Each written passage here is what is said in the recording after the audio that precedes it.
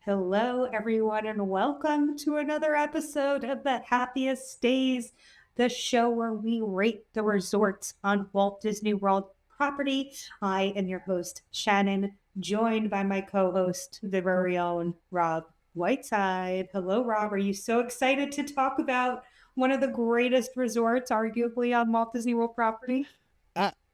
I'm just excited you're back, and I'm honestly I'm very excited to get your take on this one. Yeah, let's talk about it. I'm excited. It's the Grand Floridian, like it's the OG. It's the Papa Bear, right? See, I was gonna say it's the OG, but I feel like it's not the OG, right? When don't you think of like contemporary Poly more of the OG? But this is definitely like the one resort that people think of when they think of Walt Disney World.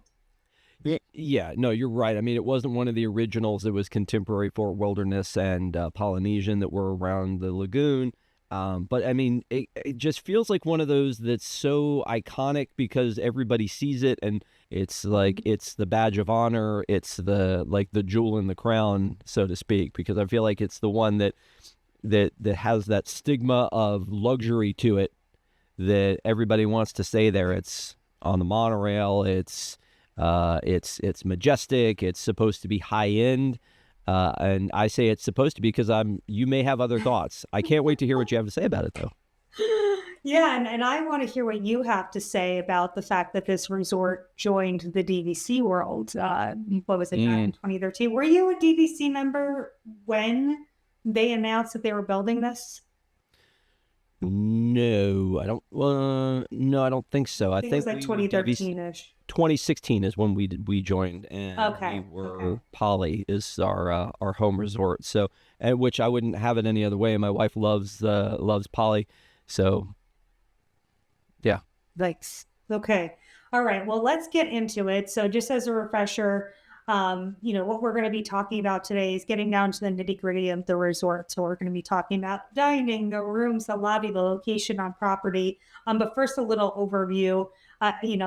Grand Floridian kind of needs no introduction. It's something that you see in almost all the marketing commercials for Disney World. Like we said, it is the crown jewel of Walt Disney World resorts and on the property. But it's part of the Deluxe resort category, so it is going to be that higher ranked category of resorts. Now, according to Disney's website, Victorian elegance meets modern sophistication at this lavish Disney resort hotel. And that is a word that I think, Rob, maybe you were touching on. Like, we'll get into it, but I don't know if it's there to use the word lavish.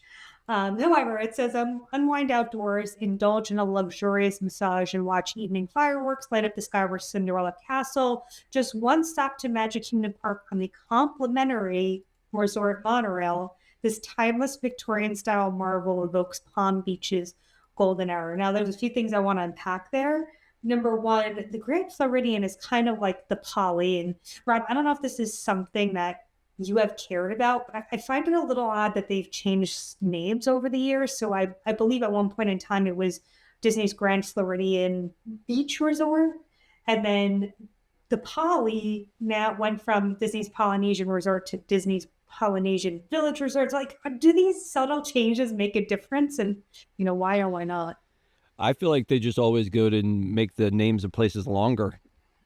I mean, it feels true. like that somebody is in charge and probably gets paid by the letter for things like Journey into Imagination with Figment. Like, I don't know. It just seems like they make things longer all the time. There's not too many things that are just one word. Even something like Starlight, Yeah.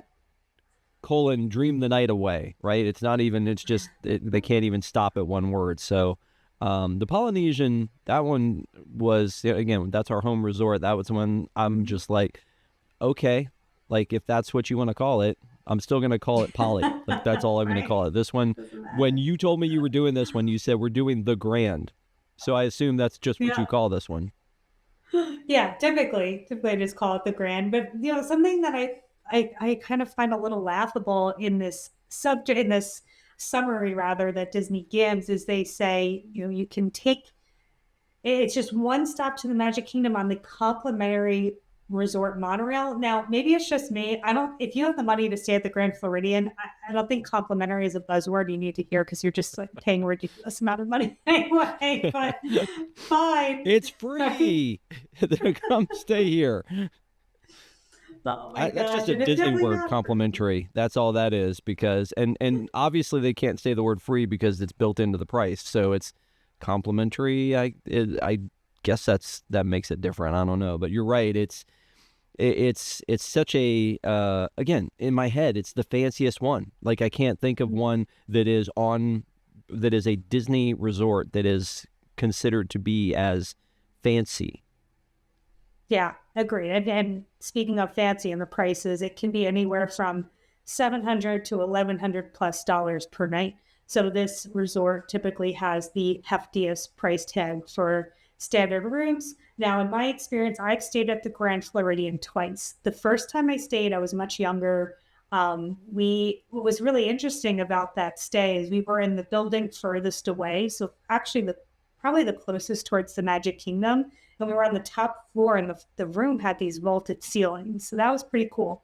But something I'm going to talk a lot about today is going to be my more recent stay, which was for me, a bucket list item was always to stay in the main building of the Grand Floridian. I got married at Disney World, and at the time, I don't know if this is a perk anymore of getting married there, but if you had a room block, Disney would actually give you a complimentary night stay of standard rate room any resort you wanted on property. So I asked them, could I stay one night at the Grand Floridian in the main building and just pay the difference between the standard rate and the concierge rate for that building? They said absolutely. So I really felt like that was my opportunity to stay there. Even though I did still pay for the room, it was a much bigger discount than when you normally stay. So that was a once in a lifetime experience. Now we're going to start getting into the categories. We'll start with dining. I think Grand Floridian, what you'll find is going to be some of the best resort dining on property, mostly for the options. So in terms of grab and go and counter service, we're just going to lump into one for today because it's the same location. It's Gasparilla Island Grill. And you'll hear throughout the Disney community, arguably this is going to be one of the best counter service places on property. Now, Rob's going to already know what I'm going to praise here about this spot. And it's the fact that it opens at 6 a.m. And not only does it open at 6 a.m., it stays open till midnight. I don't know of any other counter service locations that have hours like that. Rob, you can interrupt me if you can think of something else. But having that really wide range of hours is great because open at 6 a.m. helps you get something in your belly before rope drop. And staying open till midnight, when you're getting back from the parks late, that's a great, spot to go and get a late night treat. So breakfast, lunch, and dinner. Breakfast is going to be pretty standard. Lunch and dinner are virtually the same. So it's flatbreads, rice bowls, burger, chicken strip sandwiches. They have a separate late night dining menu, which is more of like salads and grab and go items. You have coffee, drinks. This is where you're going to find those refrigerators with the prepackaged snacks and alcohol. Decent seating with booths and tables inside as well as outside. The one thing that's always kind of bothered me about this location is that you have to kind of walk outside to get there. It's an odd spot in the resort. You can only access it from the outside, not from inside the lobby. That being said, and we'll look at a map probably in a little bit, it's pretty centrally located in the resort itself, which I think is good because Grand Floridian, when we talk about the rooms, you'll see it's a pretty large resort with the buildings spread out. So it's kind of a bummer that you have to walk outside to get there. This is going to be the inside, so you can see buttons. It's nice aesthetically. It's nothing like crazy. It's not over the top Disney theming, but it's definitely a little more elevated than your standard counter service location. So I'm actually going to give it a 5 out of 5 because you have a really big selection. You have great hours. It is centrally located to the resort. So no matter where you stay, it's not going to be a super long walk. So I think this is one where the reviews are appropriate. Rob, do you have anything to say about this Well, location or I was whatever? actually going to say a couple things. One is you were talking about the times. Is you get frustrated if it's not open early in the morning. I get frustrated if it's not open late at night. So yeah, you're right. There aren't many that are open that late. I know even I feel like some of the values like Pop Century are they close at 11, maybe 12. But I want there to be something when I get back from the parks after a long day, and if the parks close at 9 or 10, it takes a little while to get back there. It would be nice if there was like if the hotel still had something open when I got there. But I also the other thing I wanted to say is that I agree with you about the location of this thing. It's weird if you've never been to it and somebody's giving you directions and you're in the hotel, it feels weird to be walking outside. So you have to walk through the lobby and then out the back of the lobby and then around the corner. And then there were construction walls for a while. So that made it even worse trying to get to it. And then you get over there and it's just kind of like stuck on the side. I'm really surprised Yeah. people even find it. It seems like the most out of the way of any of them that I could think of. Yeah, it's definitely confusing. But again, when you look at it from a map of the resort as a whole, it is pretty evenly accessible depending on where you stay. And I think that's important because sometimes you stay at these big resorts and you could be at a room and be quite a distance away. So I think if I'm not mistaken, Yeah, you're yes, right. So it's I over is here. Gasparilla. Yeah. So I mean, it could be quite a walk from Boca Chica, maybe if you're on the far end or Conch but it's still not terrible by any means. Now, while we're here, let's see if we can find what I'm going to talk about next, which is going to be the Beaches Pool Bar and Courtyard Pool Bar. So, Beaches Pool Bar that we have down in the letter N, like Nancy, so by the main pool area, and then M, like Mary, is the Courtyard Pool Bar. So, two different pool bars at the Grand Floridian. Beaches is going to be the main pool bar, main pool bar. There's nothing super special about this pool bar. And this is where I start to dig into that word lavish that they use. You're staying at a luxurious, lavish resort, then I expect like an A plus pool bar, but this is just pretty lackluster. Um, it's really not a place that I would go to unless I use the pool. And the reason why I say that is, I normally stay at the yacht club. I love Hurricane Hannah's, the beach bar there. I'm sorry, the pool bar there. And my family and I will actually go to Hurricane Hannah's, even though it's a pool bar. We'll go there for a drink before dinner because it's just like a cool vibe. And this is just nothing special. So it's nicer than the Courtyard pool bar, which I'll talk about in a second. They have a TV. They have burgers and I think like pulled pork chips and shrimp sliders and waffle cone chicken strips. So they're trying to like be a little extra there. Um, but I don't know. I just think this is just standard 3 out of 5 ranking. And then the Courtyard Pool Bar, this really surprises me, Rob. I don't know if you've ever seen the Courtyard Pool Bar or been there, but if you even just like look at a picture of the Courtyard Pool Bar, it looks like it could be a pool bar at a like a local pool club here. Like it's just Uh, well, I mean, even just the beaches one Mhm. looked very, like you were saying, very generic. When I pulled Yes. it up on their website, the first thing they show me is just a close up of a drink. So they're not even That's not even, they're not going, hey, look how cool this thing is. Like, this is like the first thing that you see when you pull up the beach's pool bar is just like a close up of a drink. And I'm just like, what are we even talking about here? But this one that you're talking about, the courtyard bar, I definitely see, that it looks a little bit more, generic, um, even Yeah, I more so than mean, that. does that look like a lavish, like a bar at a lavish resort? Like, Not even the sign. Not even the sign looks like a lavish resort. So yeah. yeah, and I mean, they And try to make it up with the food, I think. Go ahead. well, to be honest, I would never have seen either of these. Like I've never laid eyes on any of these, and I've only stayed at the Floridian twice. But yeah, I never.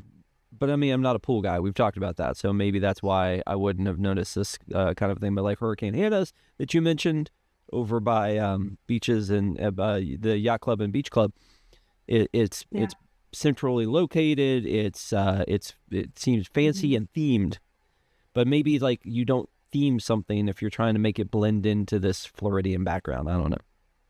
I don't know. I just think there's a lot left to be desired. Now, I mentioned there were some interesting, unique food items at Beach's pool bar. The courtyard pool bar, it's so limited. There's a turkey sandwich, a caprese sandwich, a Caesar salad, and a hot dog. So maybe get food elsewhere. We're giving it a 2 out of 5, and I think a 2 is generous.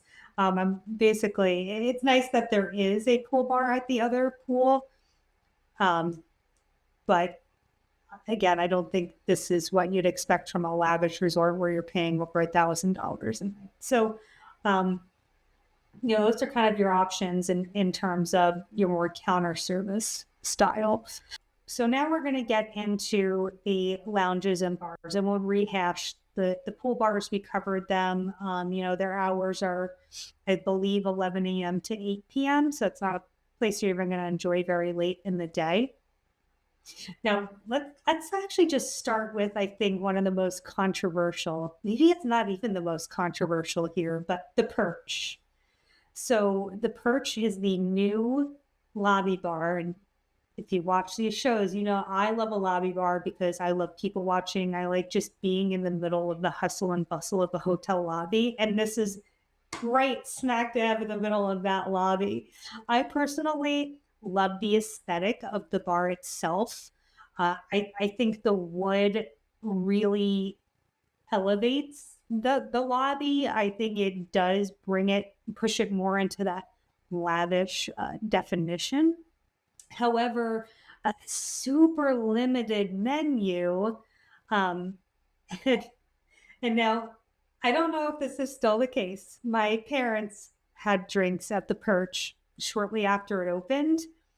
They asked for glasses of water, which I don't think is an uncommon request at a bar, and they actually told them that they didn't have any water, and that my parents would have to go walk to the water fountain near the restrooms, which that's really embarrassing for this, hotel, which is supposed to be their most expensive, elegant hotel, and you can't even serve water at the lobby bar. I'm really just hoping that was, more of a right after they opened issue. And then they only open 1 to 9. Nine feels early, but I'm gonna give it. I'm actually going to give it a low score. I give it a 2 out of 5 just because the hours are kind of crappy. The menu is so limited, and the fact that apparently they don't have water. But you can leave a comment down below if that has changed. Now, let's go into Enchanted Rose. I I have mixed feelings on Enchanted Rose. I love that it's big and there's multiple rooms. It's open from noon to 11, so pretty good hours there. Um, Full bar. They serve light bites, so like nuts and olives, appetizers, and then they have like flatbreads and dips. You can even, if you want to spend over $100 on caviar, you can do that. And again, that's, I think, trying to play into the clientele who would be staying there. There are theatrical tableside drinks. Not for me, but I guess it's fun for those who want it. But drinks are going to be expensive. They're going to be in the range of $20 to $30. So but I can't say I don't like it, but I think a part of me just gets so angry that they put the seating outside of it that took away the Grand Floridian Orchestra, which I thought, really elevated this resort above and beyond any other resort and gave it that lavish. They had a band. They had a band. And I know this doesn't have to do with the bars and lounges, but it kind of does, because I feel like they were trying to justify Enchanted Ruins as like the way to get rid of the orchestra. I don't know. What do you think, Rob? I mean, one of the things that gets me about this one is that it's the Enchanted Rose and it's themed after Beauty and the Beast, but like that's a French story. And this one again, and I know that our friend Stephanie has talked a lot about this too, is that like the IP theming seems all over the place here too. It doesn't need IP. It's the Grand, but at the same time, you've got like, and at some points you have like an Alice in Wonderland like play water area, and then you've got like a Beauty and the Beast lounge, and then the theming in the 1900 Park Fair with like the characters is all over the place, which I'm sure you're going to talk about that there. We will get there. But yeah, it just seems like you could have done like maybe, I don't know, something else. I don't know what to theme this one around, but that's the thing that gets me is like all the IP like that's infused in here that doesn't need to be. Same thing with the Contemporary and like Incredibles. I love the Incredibles.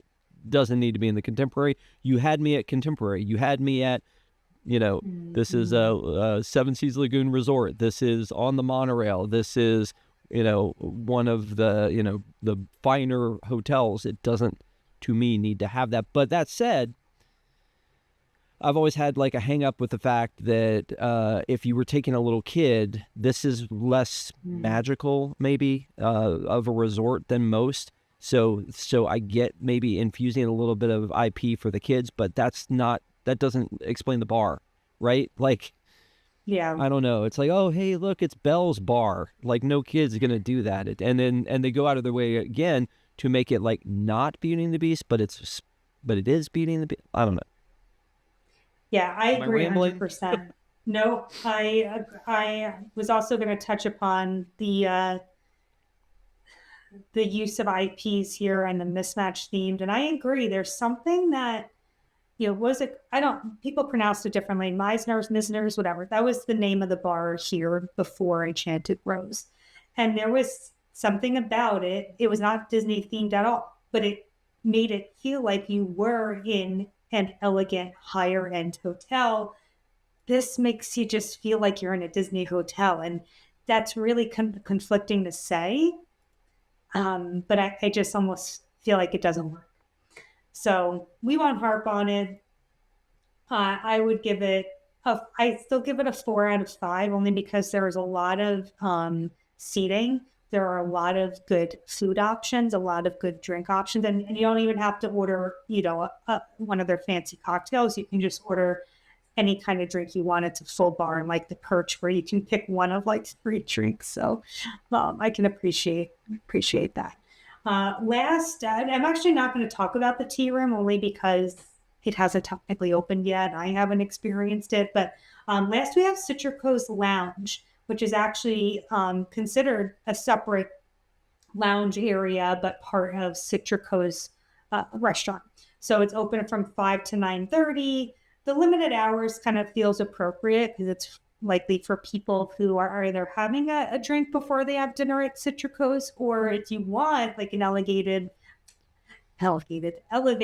dinner at Citrico's, but don't want to like sit down for the full time, you can actually order. There's a lot of good food options at this lounge, appetizers, entrees, and desserts. There's bar seating, there's smaller tables.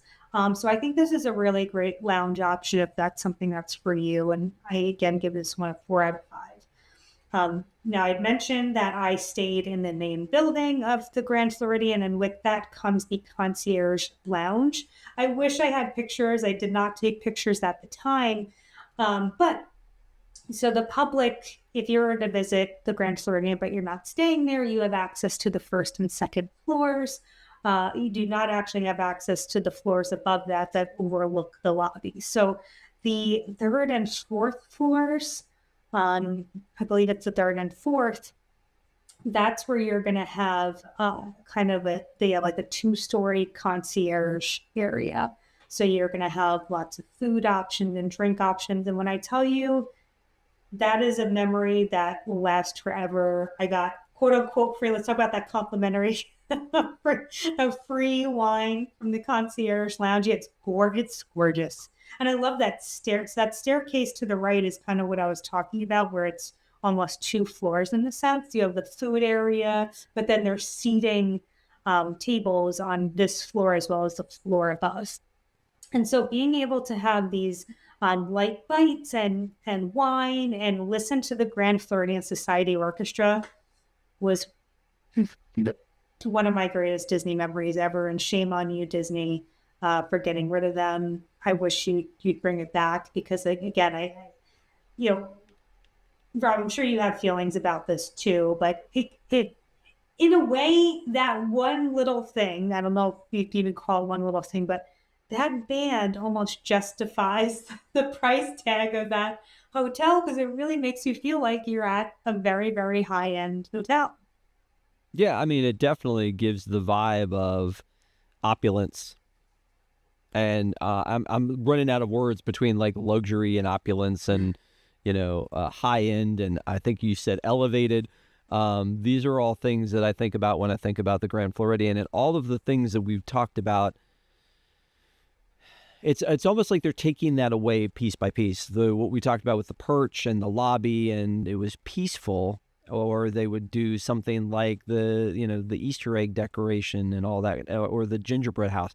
Some of that stuff I'm sure they will still do or continue to do, but it just feels like now that you've plopped a bar in the middle of it, it feels a little less special. They've changed the entrance a little bit because in 2026 we don't check in as much as we used to because we can do it on the app and bypass the front desk. But yeah, I don't know. I feel like some of the luxury of it has been taken away by things like losing the band or infusing more IP and things like that. And again, my wife would probably say, I don't see a problem with it. It's still Disney. It's still nice. It's still, upscale, but I think you've taken away some of the things that I think made this place special, but maybe other people don't think so. Yeah. Yeah. We'll get into the renovations shortly. But speaking of renovations, we're going to pivot to our table service. And the Grand Floridian has no shortage of table service restaurants, which I think is something that is a big perk of staying there. You do have a lot of dining options. So the Grand Floridian Cafe, we're going to start there. It was just recently announced that it's going to go under a 3-month-long refurbishment. And you know what? Grandma needs a facelift. I look at that restaurant and I think that is, your grandmother's 1980s condo in Florida, decor-wise. Do you have any kind of connection to the Grand Floridian Cafe? I mean, I like the Grand Floridian Cafe. I will say that one of the things that that the memory that I have of it is my dad always loved, like, he came from like farm stock and then kind of made it. And I think he thought of things like this as like just sort of a nice high-end experience. And so we would very seldom leave the parks to go to a hotel to eat lunch or whatever. But we made an exception for this, and he would come over to the Grand Floridian Cafe because I think he just liked how fancy it was. And we would come over and have a meal here. But I remember specific things about it. Like they used to have this, they were the first place I ever had a fried pickle. And it was like the whole pickle was fried, not like slices like we have now. It was like the whole thing was fried. And then they had this pie that was absolutely hands down the most amazing dessert that I've ever had in my life. And it was called the peanut butter goober pie. And it was about like this tall, and they had a key lime one, and they had the peanut butter goober pie. And we would get that, and it was just like, what is this place? This is amazing. And at that point, I didn't know about Citricos or Narcoossee's or any of those others. It was just, I knew about this one because this is the one where he wanted to go. And so we ate there a few times, and they used to have cool paper dolls that out of a menu. So the menu for kids, when we would take our kids, they had paper dolls that were like pop-out paper dolls as part of the kids menu. So it was, again, it was super special to go there. We've been more recently, and we go at breakfast, and it just feels like I don't want to say a Denny's, but but it feels like that kind of just a breakfast place. I'm not sure I would go there for lunch or dinner, but I'm sure people do. People do, yeah. It's interesting. I did go for breakfast recently. It's technically they call it brunch 7:30 to 2 and then dinner 5 to 9, but I was expecting to have a really good breakfast, and you're right. It was just okay. It wasn't great. And Yeah. my memory there, we actually saw Drew Carey eating breakfast, and I think this was the year 2000. So it's funny. We didn't go to say hi because he looked like he clearly just wanted to have breakfast on his own, and he wasn't wearing his traditional like thicker lens glasses like yours. Yeah, he had kind of like frameless glasses on, I guess, to be a little more incognito. But that's my only memory of the Grand Floridian Cafe. It's a 3 out of 5. I'm hoping that they elevate it more through this refurbishment again. Like I said, I think it desperately, desperately needs it. Now let's get into the controversial one here, and that's 1900 Park Fair. So 1900 Park Fair is character dining. It's open from 8 a.m. to 9 p.m. So they do a breakfast and a dinner buffet. It's about $60 for breakfast, $70 for dinner. Now, when I went to the 1900 Park Fair, it was all Cinderella characters. So it's Cinderella, Prince Charming, the evil stepmother, and stepsisters, Gisela and Anastasia. And it was fun. It was just really fun to see the dynamic of all of those characters from one single IP, obviously, because they go together. Now, I think this was a post-COVID change, and correct me if I'm wrong, Rob, but they decided to completely revamp this character dining. And now it includes my favorite girl, Tiana, in her pantsuit, Aladdin, Mirabelle, and Cinderella. Who decided this? What are we doing here? What does this make any sense to anybody? Like, Rob, what do you think? What do you think the mindset was in making this decision for that cast of characters? I don't know, but I just love how salty you get about Pantsuit Tiana. Like, that is one of my favorite, like, our park show, our Park Adventurers Club moments is how how much you Tiana is a just. great princess. Why do you do her dirty like Well, and this? you mentioned Aladdin. It's not Aladdin. It's Prince Ali. Like, Oh, that's the excuse other me. random. Yeah. And some people probably think that that's cool. Like, hey, if I'm going to meet Aladdin, I can meet him in the park.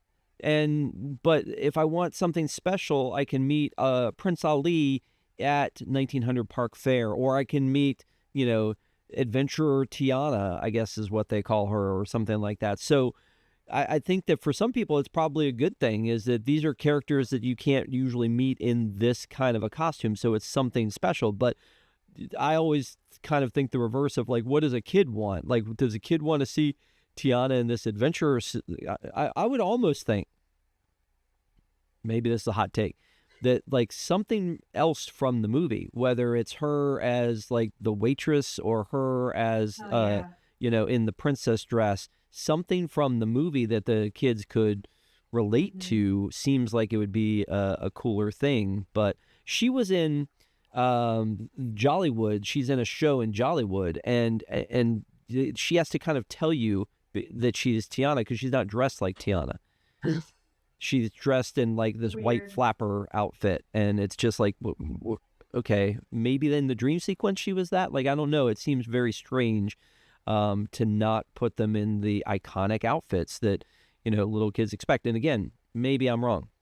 But I'm trying to like advocate for like a little kid getting to meet these characters. Now, Mirabelle is just Mirabelle, so I don't know if what the thinking is there. Like, should they have Yeah. some other character who has like maybe Belle in her winter dress? I don't like if you're doing variants, like do them all variants. And as far as Yeah. like the hodgepodge, I'm sorry if I'm hijacking this, but like I have No, definite go opinions for it. about the characters. Is at Disneyland, and we just talked about Disneyland on the park show, Disneyland Food, is that at Disneyland they do a mix of characters all the time. Like you don't get Mm. a suite of characters like you do at Disney World. If you go to the Crystal Palace, you get Pooh characters. If you go to Cape May Cafe, you get Disney characters in beach clothes. If you go to Tusker House, you get Disney like the Fab Five. Mhm. You get the Fab Five in their like safari gear. In this one at Disneyland at Goofy's Kitchen, say it was like, hey, here's Blue, and then here's Aladdin over here, and then oh, here comes Aurora. Like what? What's the thread that pulls them together? Now I think adventure is like the thread that puts these folks together, isn't it? It's something along those lines. I did a character dinner at this restaurant, which may be literally the only Mm. time I've ever eaten here with my son when he was young, because he liked villains. He is definitely Slytherin to Mm. the core, and he liked villains. And so we went to a villains dinner at 1900 Park Fair, and you were met by Interesting. the Queen of Hearts at the opening, and then you went inside, and it was like Hook and Governor Ratcliffe and Prince John. It was a really cool random assortment of villains that were hanging out with you in there, and it was great. Like I don't even remember the food or the vibes inside. I just remember how it was like the villains, and that was the thing. So I have not been since it reopened. It was one of the last things to reopen after COVID, because I think there Mhm. was some like a problem. I think there was like, Mm. I don't want to start rumors or anything, but I think there was a problem with the restaurant itself that they had to renovate before they reopened it. So this thing didn't open Okay. for a couple years after COVID, and so it's kind of still fairly fresh, a couple years open, but it didn't open for a while. So I think a lot of people were just happy to see it reopen. The character thing is interesting, but I'm with you that it just feels like a weird mix for, especially like we just talked about, for the Grand Floridian. The Grand Floridian feels like it should be Mary Poppins characters Yeah. or Alice in Wonderland characters or something, but like Prince Ali. Like help me connect that. Help me connect how we got Prince Ali in the Grand Floridian. I don't know. Yeah. I can appreciate this idea of, yeah, these characters that maybe you can't find elsewhere, but they didn't see it all the way through. I can appreciate that the Grand Floridian does have character decorating, right? Because that's like a big, usually an important thing for families. The food was pretty good from what I can remember. But I'm giving it a 2 out of 5 because I just think it's weird. And I know they try to make like this kind of like little show out of it, right? Like people make a wish and you hold your wish card up in the air and okay. I just personally don't get it. It's not for me.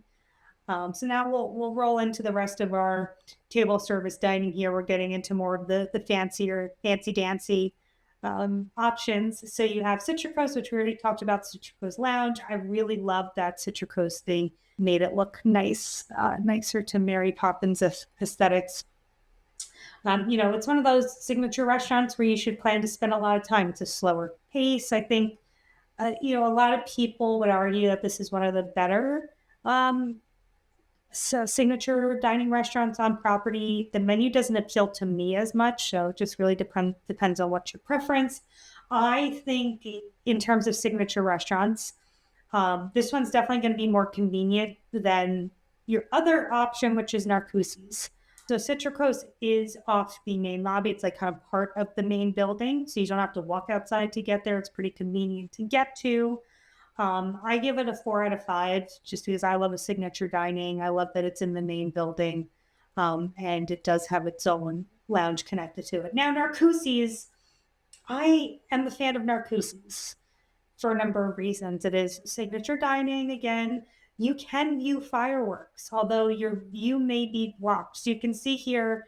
I mean, I love the new decor. I love the new color scheme they went with when they redid this a few years ago. But if you look outside those windows with that white railing, people actually do end up getting up from their table and walking out there. So don't think that you have a table by the window, you're going to get a perfect fireworks view. People may end up actually be step outside the window and that may block your view. So that's kind of a bummer. It's like it could be a positive or a negative that you get fireworks views there. The bar, you can walk up to it, so you don't need a reservation. You do have to check into the podium first, but you could try to just walk up and ask for a seat there. The thing that I hate the most about this restaurant, the food is delicious, by the way. The thing that I hate the most is that you have to walk outside to get there. So the last thing that you want is to dress up nice for a nice dinner and then get caught in a Florida rainstorm. So let's say you take the monorail. So the monorail is going to be at that main building, the BC letters there. Narcoossee's is all the way letter J on the opposite corner. Now, it's convenient if you take the boat because you can see the boat launches are right next to Narcoossee's.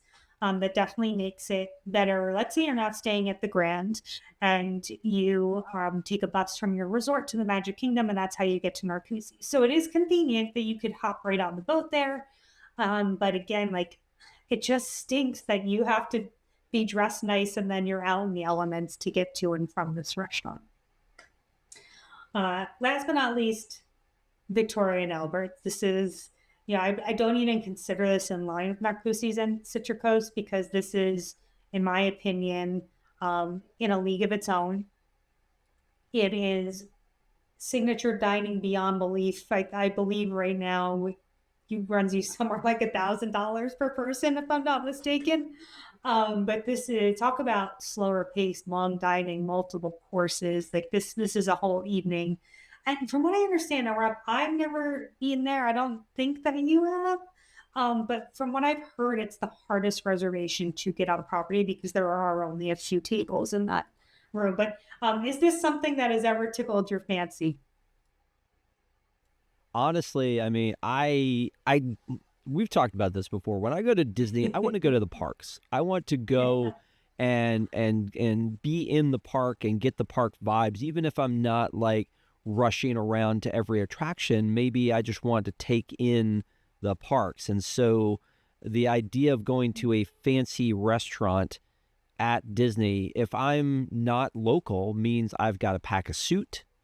I've got to make special plans to go to this. So no, I haven't gone to it. And I think that's one of the things I know that a couple of our park adventurers are very interested in the fine dining and, and want to get, people's takes on how this place is.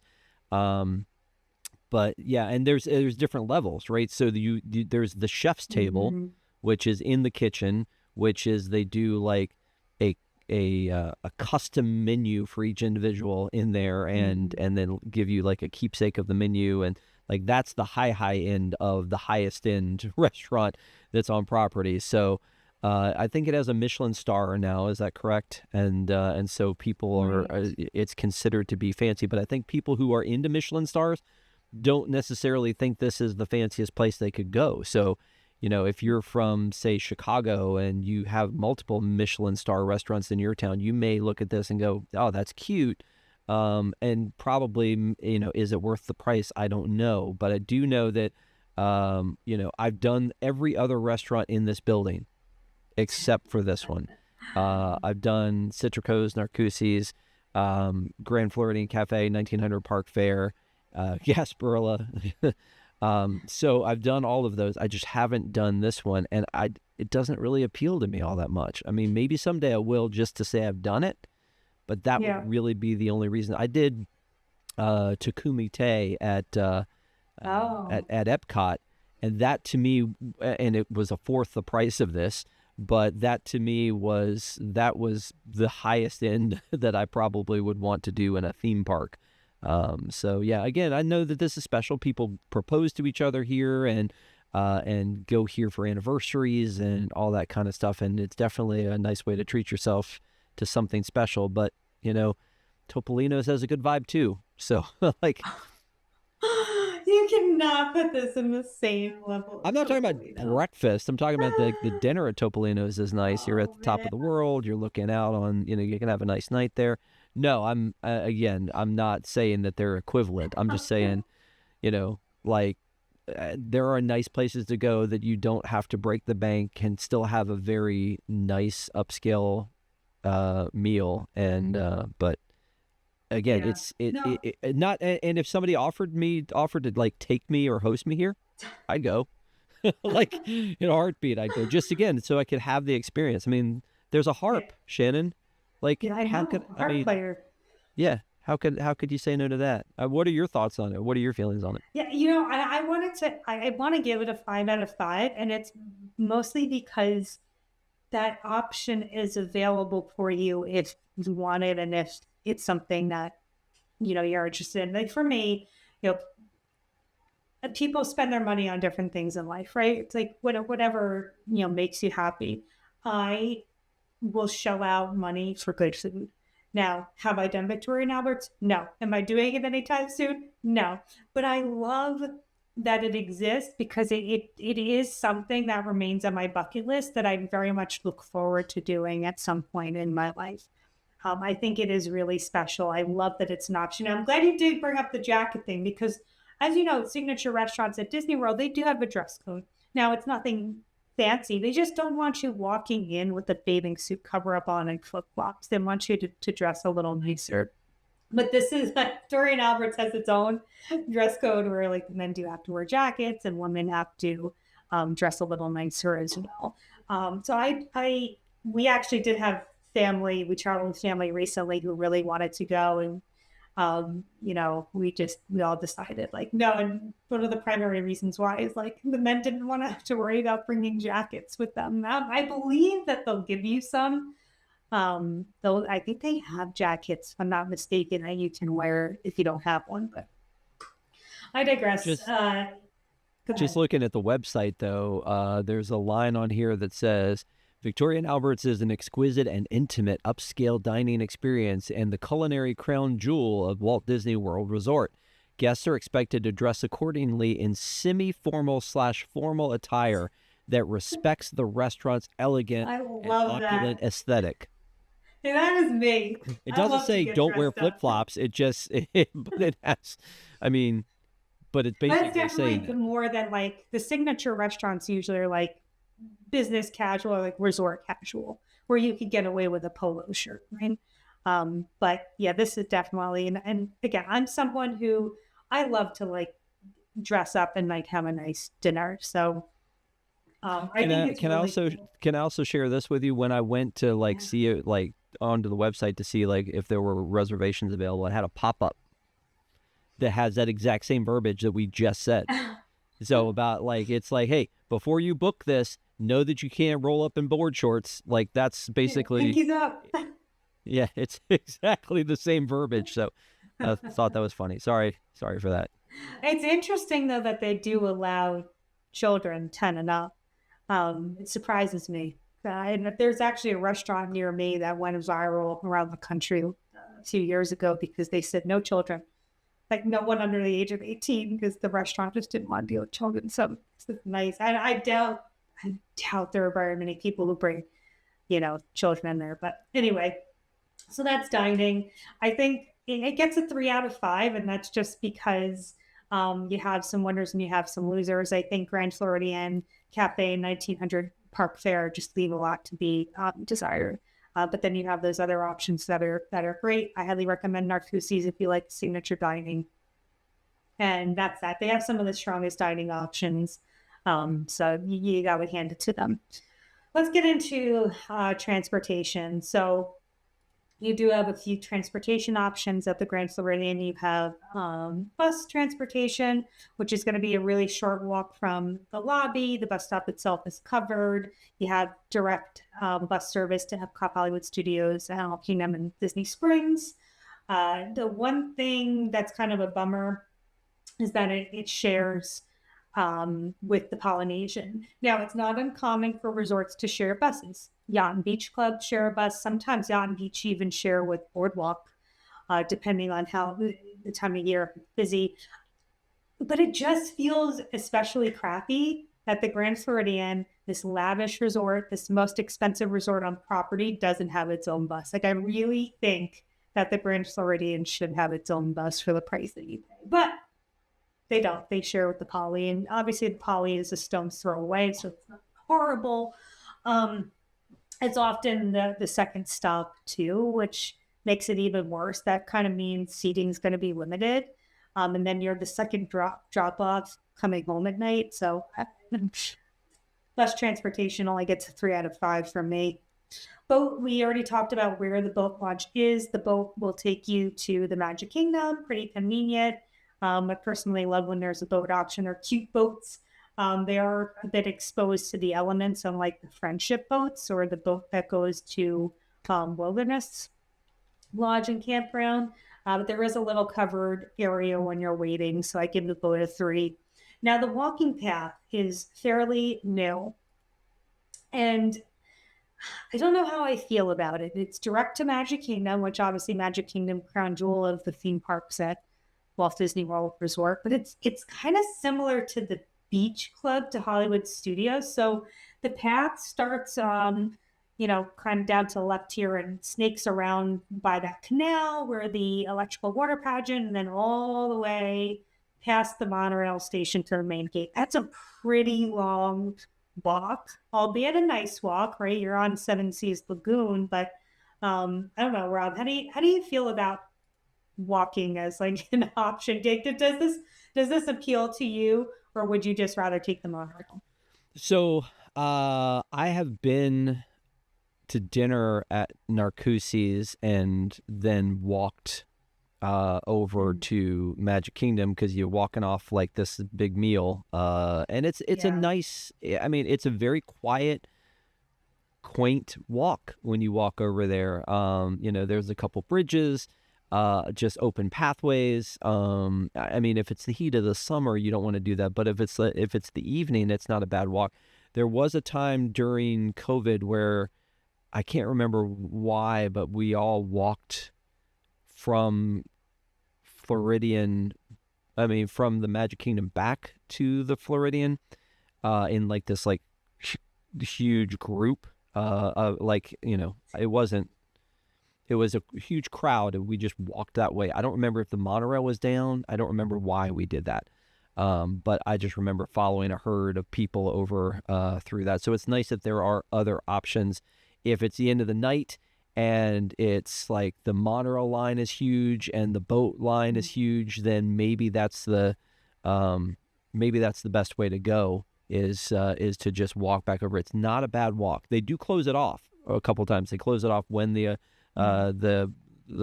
light pageant is coming out. They have to open that bridge up, or when it's coming back in. And then I think that there is a time at the end of the night where they will close it off so that people don't wander over to the Magic Kingdom. But Interesting. But I do think that it's it is a nice walk, but like you said, it is kind of a long walk to get over there. But if you have to wait for the monorail at the end of the night, and it could get you there faster if you have to walk that way. Plus, if you are staying, I think the resort monorail still goes this way, right? I think they switched to the express, but the resort monorail starts at Magic Kingdom at the end of the night, goes to the Contemporary, goes to TTC, goes to Poly, goes to Grand Floridian. So if you're staying at the Grand, it could just be a faster walk to get back to your resort, especially if you're staying at one of the buildings closer to Magic Kingdom. But the thing about the buses, if I could just say that, is I'm agreeing with you, is it feels like you should have your own dedicated bus, but also I get that maybe not a lot of people bus to these places. I mean, this is a great resort, and I'm sure you'll get into this, for the location of the Magic Kingdom. There are tons of ways to get to the Magic Kingdom with the boat and the monorail and the walking. But everything else, you're going to have to take that bus. Yeah, and I mean the walking path, I would only give it a 4 out of 5 because, like, sure, you can walk to the Magic Kingdom, but it's nothing like the walk from the Contemporary to the Magic Kingdom. I mean, you take 2 steps out of the Contemporary and you're at the front gate of the Magic Kingdom. You can't get any better than that. And the monorail, I also only give a 4 out of 5 because they try to tout that it's one stop to the Magic Kingdom, but what they're not telling you is that monorail is packed by the time it gets to the Grand Floridian because, like you said, it's already made stops at the Contemporary, at TTC, at Poly, and then it gets to the Grand. So you better just wiggle your way in there. And sure, it's not a long monorail ride at all. And a monorail stop is better than no monorail stops, in my opinion. It's one of my favorite forms of transportation. But it's like, sure, it's one stop away, but in my experience, it's always packed by the time it gets there, especially during peak times. And now, of course, the only thing that the Grand does not offer is Rob's favorite mode of transportation and my least favorite, the Skyliner. There's no Skyliner. So you can boat, Boo. you can walk, you can bus, you can monorail, but you cannot Skyline, which who's missing that anyway? Boo. Now let's get into the rooms. So when you book rooms, you can book resort view, theme park view, water view. Now, unlike, let's say, the yacht club, I don't think there are really any bad views here. There, you aren't really looking into a lot of backstage areas, or looking at other parts of the resort. Even the areas closer to the front of the resort, you can see the monorail. Really the worst part of these rooms is just walking to them. This is what I hate about the Grand and what I hate about the Poly is that, there are these separate buildings. And again, you're spending maybe $1,000 a night to get off the bus from a late night at, let's say, Hollywood Studios. And now you have to worry about walking in the pouring rain to get to your room. I think that stinks. Now, leave a comment down below. I have a feeling that if you asked Bell Services to drive you one of those golf carts, they might just do it. I've never done it personally, but it's definitely, I wonder if it's a possibility. But in terms of like the views itself, I give it a 3 out of 5. I think you overall have, nothing super spectacular, but, obviously a Magic Kingdom right there. Room features, these are actually going to be some of the biggest rooms on property. So 440 square feet. The balconies are pretty large as well from my experience. You either get a full balcony, they're pretty private, or you get a first floor patio. The rooms, I love that they redid the rooms with the Mary Poppins style. So the chandelier there are actually little glass birds. The paintings on the wall, Cherry Tree Lane. I think they're great. Now, does this scream lavish 5-star hotel? Not really, but I think it's nicer than they were. So, when I stayed in the main building, the one thing my husband said was, I expected the room to be nicer.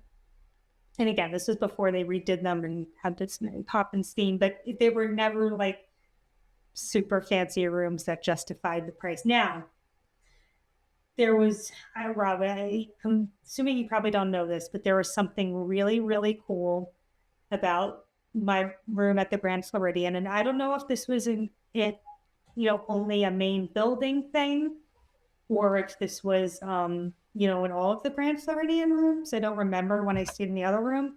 In the bathroom, there was something really special. Can you think what it would be? A toilet. No. I have no idea. Something you probably never think of. I don't even want to guess, Shannon. Just tell me. It had a heat lamp, like a dial, and you could make it as warm or as cold as you want. But growing up in the 90s, our house had heat lamps in the bathrooms, and there's something lavish about stepping out of a shower and you have this warm heat lamp that's just keeping you warm after you step out of the shower. I don't know. I thought that was so cool. It's not in any other Disney resort that I know of. And I hope they still exist. I don't know if they survived the renovations. I would hope they did. It feels very like you said, very 90s, kind of like thinking of like the old motels with like the vibrating beds that you put a quarter in. It feels like heat lamps feel like that era, or intercoms in houses or things like That's that. It just feels like that 90s era of like this is upscale. I um, loved it. I'm sure. I'm sure. You know what they should have in places like this, if it was really like that lavish, it should have like a heated floors in the bathroom or something like that. Yeah, where the I mean, I towel can't warmers. imagine the money to renovate that, but yeah, that's definitely a thing. Um, Well, yeah, it's like in Europe. It's like in any standard hotel in Europe, you have the towel bars that are heated, and you just don't yeah, have those we here. we actually stayed in one of the DVC rooms when we went Mm. last June because, and normally I wouldn't, but we were already booked for the boardwalk, and then we wanted to add a day at the beginning, and I couldn't get another room, and so we just were like, let's just do this, and it was the night we came in, which feels kind of like a waste. But we did go in, and one of the things about the room that I you had talked about was that chandelier, which I do Mhm. think is adorable with uh the birds on top. But I took a couple of pictures of like there's the Cherry Tree Lane picture Yeah, that you were talking about, the painting, and then this was our view because you were talking about views. So yeah, we got to see the fireworks come up over, like we couldn't see the Magic Kingdom, but we could see the yeah. fireworks from Happily come over top. And it was really cool that everybody, like we were on our balcony, but everybody down below, like was at the pool or walking by and just kind of stopped to like take the whole thing in. So like my wife and daughter are out there on the balcony, and like it was a very Disney moment. Like again, it was a lot of points to blow for that Mm, one night, but I'm at the same sure. time, it was really neat to be able to be out there and take that in. It felt like just like that, like the myth of Walt and the kiss goodnight. That's kind of what that felt like. Yeah, yeah, that's definitely another perk you can see and hear. Maybe hearing fireworks may not be the best if you have little kids that go to bed early, but I give the rooms a 4 out of 5. I really love the new decor. I think it is a little more elevated than it used to be. Now let's get into the pool. I know Rob, pools aren't big for you. Pools are big for me. I love a pool day. I love multiple pool days. The feature pool here, it's nice, but it's entirely too small. I think something that's really unique about it, something that I enjoyed way more than I expected to, is that it's right in the front of the resort, and the monorail goes by. And I just loved that, just felt so Disney to me. I was laying on this cushy lounge chair, which they have nicer cushion lounge chairs versus other deluxe resorts. So that helps it take it up a notch. I love seeing the monorail go by. It's zero entry, which means there's no like steps or anything. You can just kind of wade into the pool. There's cabanas, there's a nice waterfall and slides. You have a pretty nice view of Seven Seas Lagoon actually from the main pool too. Not super convenient for most rooms, which I think is why they have that quiet pool is bigger and more centrally located. But I just think for a resort, a lavish resort, that feature pool should be way bigger than it is. I mean, if you compare, you can't even compare it to like a Stormalong Bay. So I'd only give it like a 3 out of 4, just because I just think it's nothing too special. There's a lot of perks to it. Um, Now, in terms of amenities and recreation, this is the last standing spa on Walt Disney World property, and I love it. I love that they still have it. However, you do have to walk outside to get there. I'm always complaining about walking outside, but it's a big deal in the Florida heat and humidity and thunderstorms. So you kind of have to go to if you're in the main lobby of the Grand. There is a nice long covered walkway heading into the DVC building. But then from the DVC building, you have to cross the street or cross a little, road to get into the spa itself. Now they do have fishing and fireworks, boat charters. There's regular boat. You can just rent a pontoon boat if you wanted to. As far as I know, there's no playground or turf area. You do have splash pad, which I guess you can consider kind of like a playground, if you will. There's an arcade, there's basketball courts. A huge perk of the Grand is that being one of the MK resorts, you do get the electrical water pageant. So that is really an extra special thing that's nice for people staying there. And you have your other typical things, gym, movie under the stars, that such. So I think it gets 5 out of 5 for amenities and recreation because again, you have the spa, you have the boat stuff, you have the electrical water pageant, you have the gym. You got kind of got the whole 9 yards, and you really should for a resort of this, magnitude and price tag. Last but not least, we'll talk about the lobby and then finally the location on property. So I know the lobby has been controversial with its overhaul. I personally think the the recent changes were needed. Although the carpet is loud and busy in terms of the color and the pattern, the resort is so white that I think it really works. And it's funny, Robbie saying that you're Team Polly. We have a running joke in our family. My mom always says how she never wants to stay at the Poly because it's too dark. It's like too brown for her. The color scheme is, at the Poly is browns and oranges. It's very dark and teal, whereas the Grand Floridian is the polar opposite. It's like white everywhere, really bright, really airy. But I think almost where the Poly is very, very dark and brown, the Grand Floridian is very, very white, and I feel like almost too white and bright that carpet and again the wood perch bar kind of toned down the whiteness of it all. You do have live piano playing. It stinks that we lost the orchestra, but I still love that you have that live music.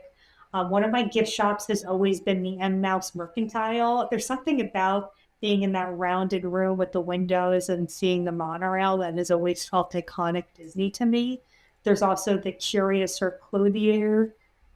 Is that how you pronounce it? Maybe. And Sandy Cove Gifts and Sundries. So you have higher end options. You have, the standard Disney merch as well as your little sundry shop. So there's I like how there's a few different shops here. And then not to mention the special touches you get around the holidays. So you mentioned the gingerbread house. You have the Christmas tribe. I love the gingerbread house there. I think it's an attraction on its own. So again, something that kind of takes it over the top and give it, kind of a overall like a 4 in terms of how you would go. And then last but not least, this kind of goes without saying, the location on property. Many people would argue that this is the best location on property due to its proximity to Magic Kingdom, but I personally disagree. When we look at it compared to Walt Disney World at large, it's kind of on the fringe of property. So, for example, transportation to Disney Springs or Animal Kingdom can take a really good amount of time. I am partial to the Epcot resorts over the Magic Kingdom resorts, although I understand that there is like this magical element of being so close to MK, but for that reason, I give it a 4 out of 5. I don't think it's the best location on property. So overall, I love the Grand Floridian because it is nostalgic. It's what you think of when you think of Walt Disney World resorts. It's iconic. It has its perks: great dining, great shopping, live music. Do I think it justifies the price tag? Not anymore. I think maybe you could justify it a little more back in the day. Would I stay there again? Maybe, maybe not. I truly can't say that I don't have any strong desire to go back, which is probably saying something. And Rob, it kind of sounds like you feel the same way. Do you have, any final burning thoughts about the Grand Floridian? In general, I think I agree with you. Like it has a status, sort of a stigma to it of like I stayed at the Grand or we're staying at the Grand Floridian. It's just one of those things. And I think mostly for the kids who grew up in, the 90s and heard their parents talking about how wonderful it was if they didn't stay there. I've always argued that if you're taking small kids, and this is something I think we've talked about on other Happiest Stays, if you're taking small kids to Disney World, I think that the wow factor is really in the values that they have more of a theme, like you feel like you're actually somewhere special, different. That is, I feel like there are nicer hotels that exist than the Grand Floridian if you wanted to go somewhere else. At Disney World, it's kind of the nicest out, on property. You could stay at a Four Seasons or the Waldorf or whatever, but this one is actually the nicest Disney hotel from like a luxury standpoint. But if you're taking little kids, like, wouldn't they prefer to see a 3-story tall Roger Rabbit or Pongo or Woody or Buzz than they would see, a bar that looks like a birdcage? I mean, Yeah. and again, there are a lot of cool things about this. The restaurants are amazing, and again, until you got into it, I always thought of Polly as the restaurant place or the amenities place in general, because it has the same basic amenities. It's on the Seven Seas Lagoon. You see the pageant. You have the monorail. It's feels like you're away, and it's a special place. But that one has a theme that feels like island and tropical and different than this one. So again, it's a super, super nice place. But I feel like if you're going with little kids, thrill them with like the Cars, attraction area over at Art of Animation, or even like All-Star Movies or something like that is going to be more impressive to them. Because my dad always said, you're only going to be at the hotel for a little while if you're going into the parks. Shannon has a different outlook on things, because you're going to spend more time treating yourself at the spa or a nice meal at Narcoossee's or something like that. So I think it definitely has its place. If I'm ranking my hotels, this isn't ever going to be number one, but it's definitely super fancy. And I'm shocked that you said 3 out of 5 for meals. I get it. I just think I get the it, Grand but I'm Floridian just saying. Cafe, like Grand Floridian Cafe was more of an elevating. Like I said, like I was so disappointed in that breakfast, because I could be eating breakfast at any place, not at some I said Denny's. I mean, I brought it up, so yeah. It is no, there is something to be said. Like, I don't think not all families want over the top Disney stuff. There's something, and I can't put my finger on it, and I don't want this to be misconstrued in any way. But when we stayed in the main building and we went to the concierge lounge, and I've only been concierge level at Disney World twice, and neither time did I really pay for it. The first one time was at the beach club, and we just had a magical moment. We got upgraded to concierge. So that lounge there, I felt like any other Disney resort, like lots of families, kids running around yelling, the usual, right? The Grand Floridian concierge lounge, I felt like the families there were, I don't want to say put together, but like, the kids were all behaved. There was a quiet atmosphere of that concierge lounge, and take that as you will, but it just felt like a different type of clientele.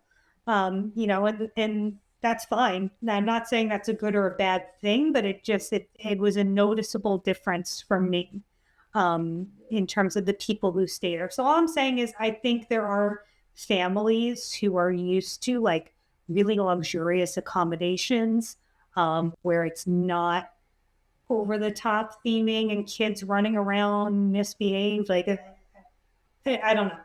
I don't know how to describe it. It was an interesting experience. Again, not a good or bad thing. It was just an observation that I had personally.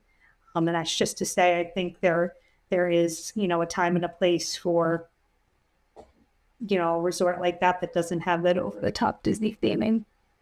Let us know what you think of the Grand. Is it someplace you've stayed? Would you stay there again? Is it someplace you've always dreamed to stay? I think it's a great resort. I don't want to knock it in any way. If it's been a dream of yours to stay there, stay there. It was my dream. And like I said, it was one of my favorite memories. So I don't know where we'll go next, but stay tuned. And thank you for tuning in today. Happy stays.